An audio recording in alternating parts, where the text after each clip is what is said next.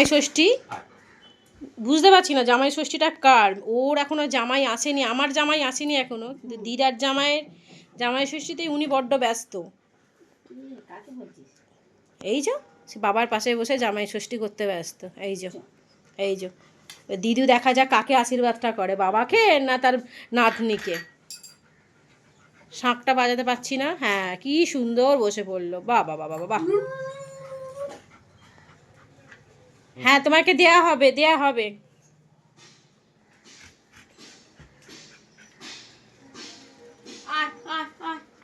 ওলে বাবালে, ওলে বাবালে।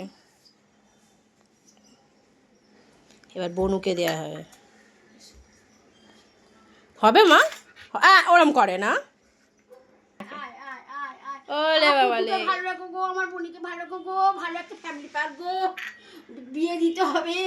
ওলে বাবালে বাবালে। বাবার মাথায় ধান দুব্বো দিয়ে, ওর তো দুব্বোটা খাওয়াটা মেন। ও আশীর্বাদের থেকেও মনে হচ্ছে ওই দুব্বো ফুলগুলো কী হচ্ছে ওর কাছে, ওটা একটু বড় ব্যাপার